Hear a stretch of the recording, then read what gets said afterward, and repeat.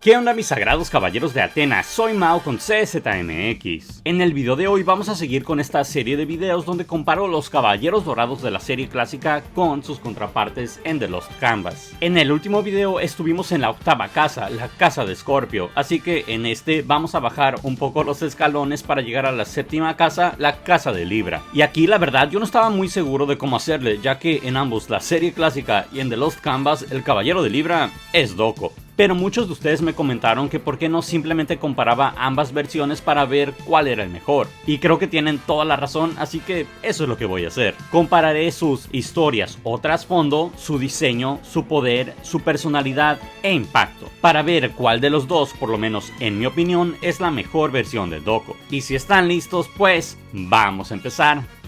Empezaremos con la historia de estos personajes. Del maestro Doko de la serie clásica, en realidad no sabemos casi nada de su historia hasta que llegamos a la saga de Hades. O sea, literalmente todo el manga clásico pasa y no es hasta el último arco donde aprendemos un poco sobre su backstory. En la saga de Asgard sí llegaron a mencionar que él en el pasado peleó con un antepasado de Alberic, pero aparte de no ser canónico, no nos dan mucho contexto sobre esto. La única salvación que sí tiene Doko es Next Dimension, donde hay un poco más de enfoque en este personaje.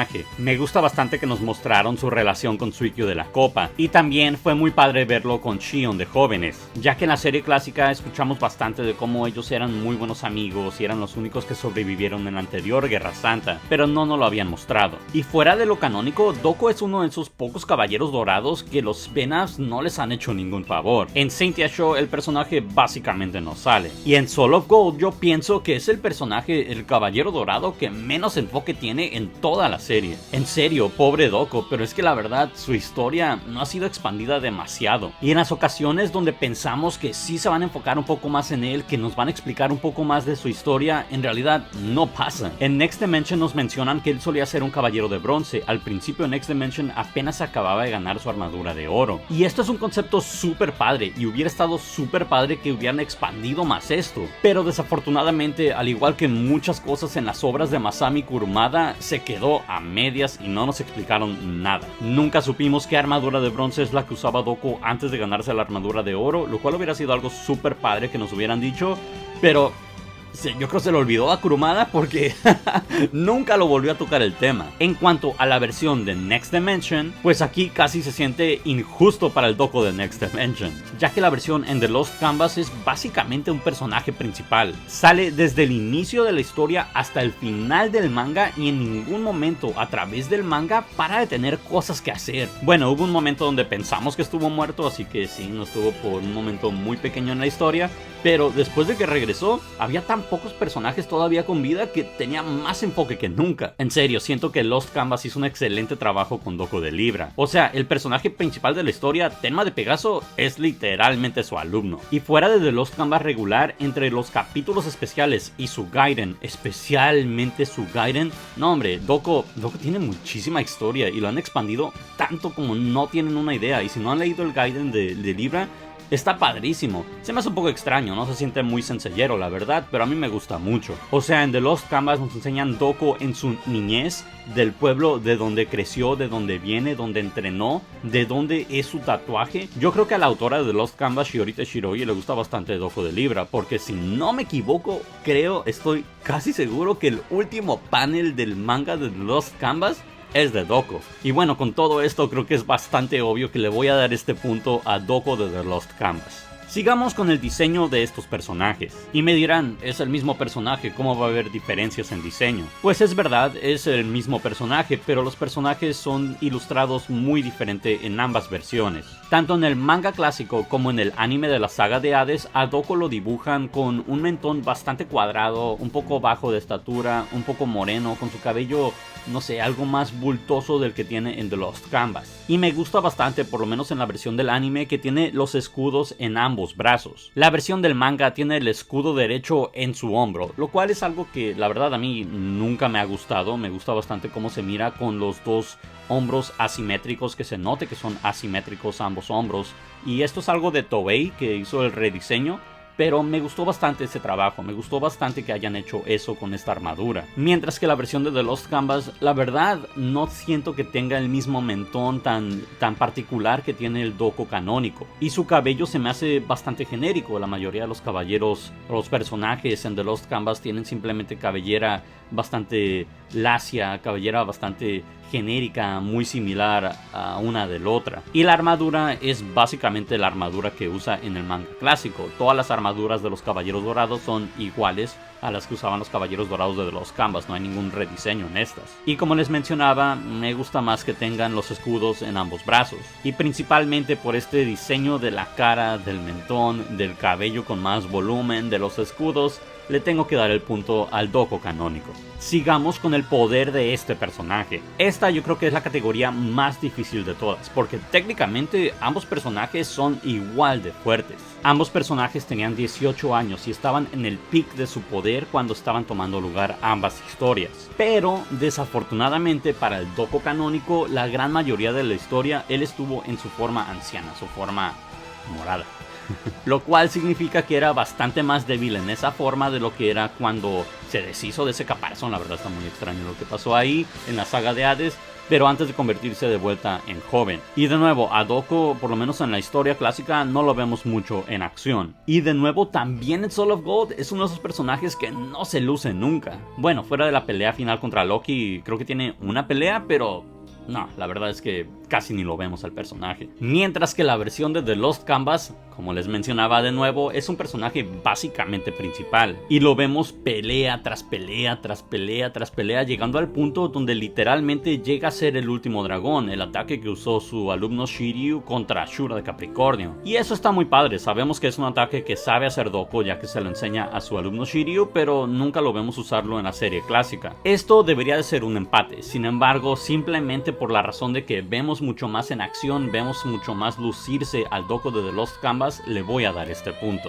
Sigamos con la personalidad de estos personajes. Ambos personajes me dan esta vibra muy distinta. El Doko canónico regularmente se expresa como más relajado, se expresa como alguien que ya ha vivido tanto que la verdad le vale madre lo que esté pasando a su alrededor. Él nomás tiene su misión, bromea un poco con sus amigos, con sus compañeros, pero siempre está muy relajado y se me hace muy padre. En Soul of Gold hasta lo vemos tomarse un trago con Aldebaran en un bar, lo cual es algo que la verdad se me hace súper padre, muy mal animado, pero es algo que se me hace súper padre y me dio mucho gusto ver. Y cuando hablamos de Next Dimension, ahí no tiene tanta experiencia, no es un personaje que es tan vale madres, se puede decir, pero tiene sus momentos también graciosos, como cuando se mira su reflejo en la armadura de Craterys y se ve todo anciano. La verdad, esa escena se me hace muy suave y me gusta mucho esa personalidad de Doko. Mientras que la versión de The Lost Canvas es un buen personaje, es un personaje que cae muy bien, se nota que es muy buena persona, pero yo no siento la misma esencia graciosa, relajada, estoica que se siente en la serie clásica. O sea, se sabe, se nota que es uno de los héroes más grandes de la historia, es un personaje muy honorable, pero la cosa es que esa no es una personalidad, es algo muy genérico. Y el Doko canónico, él sí tiene personalidad, a través de obras canónicas y no canónicas, pero personalidad sí tiene. Así que desde luego le voy a dar este punto al Doko canónico. Hasta ahora tienen 2 puntos cada uno, así que este va a ser el punto decisivo. Y por cierto, ¿qué piensan de mi calificación hasta ahora? Desde luego déjenme saber sus propias opiniones en la sección de comentarios. Vamos a seguirle con el último punto, el impacto en la historia. Les diré que el impacto en la historia de Doko de The Lost Canvas es enorme. No solamente entrenó a Tenma de Pegaso, el protagonista de la historia, también intentó sacrificarse para salvarlo. Fue el que le llevó la armadura de Athena a Sasha. Se intentó sacrificar de nuevo para derrotar a Kagajo de Venu. Y al final de la historia, él se queda en los 5 picos para proteger el sello de los espíritus de los espectros de Hades. Y esto es sin tomar en cuenta que de ese momento en adelante, técnicamente su historia en The Lost Canvas llevaría a la misma historia del manga clásico, porque ambos, Next Dimension y The Lost Canvas, son universos paralelos, son diferentes historias, pero llevan hacia el mismo punto, llevan hacia el manga clásico. No he tomado en cuenta esto del Doko de The Lost Canvas hasta este punto en el video, porque es algo injusto para el Doko canónico si tomo en cuenta todo lo que pasó en el manga clásico para beneficiar al Doko de The Lost Canvas.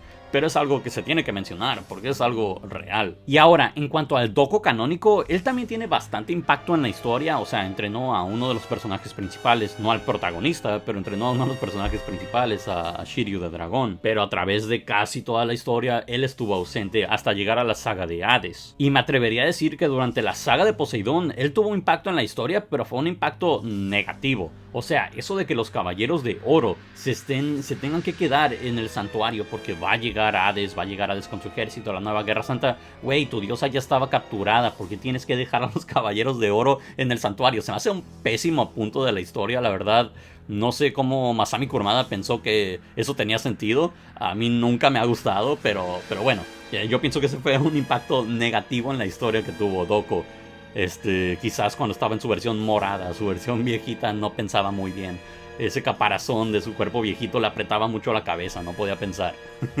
Y fuera del manga clásico, de la historia clásica, Doko tampoco tuvo demasiado impacto fuera de ahí. Y en Next Dimension, la verdad, su impacto en la historia es X. O sea, cualquier personaje pudo haber tomado su lugar y yo no siento que estuvo tan padre. Lo cual creo que es bastante obvio que voy a terminar dándole este punto al Doko de The Lost Canvas. Esto significa que el Doko canónico tiene 2 puntos y el de Lost Canvas tiene 3. Así que por lo menos, en mi opinión, The Lost Canvas tiene la mejor versión de Doko. ¿Y ustedes qué piensan de este resultado? ¿Creían que este era el Doko que iba a ganar? De nuevo, desde luego, déjenmelo saber en la sección de comentarios. Y también recuerden que esta es simplemente mi opinión, ¿no? O sea, todo mundo puede tener su propia opinión. Si ustedes piensan que el Doko canónico es mejor que el de The Lost Canvas, pues están en todo su derecho de estar equivocados. No, no es cierto. Pero sí, o sea, si opinan diferente que yo, qué padre. Déjenme saber por qué opinan diferente que yo en la sección de comentarios. Me encantaría escucharlos. Y bueno, esto concluye el Versus de la 7ª casa. Para el próximo video vamos a estar yendo a la 6ª casa del zodiaco, la casa de Virgo, en donde compararemos a Asmita y a Shaka de Virgo. No olviden suscribirse y picarle a esa campanita allá abajo para no perderse de ese próximo video. Por ahora, si les gustó este video me pueden dejar un like, y si les encantó, suscríbanse, yo lo apreciaría muchísimo. Aquí les dejo un par de otros videos que estoy seguro ustedes también disfrutarían. En uno de ellos les explico el origen y el significado de los tatuajes en las espaldas de Doko, Shiryu y quizás de otros alumnos de Doko también. Y el otro es un video donde debato conmigo mismo sobre cuál es mejor precuela del Saint Seiya clásico, Next Dimension o Lost Canvas. Espero que estén pasando un excelente día, sigan haciendo arder su cosmos y ahí nos vemos. Bye.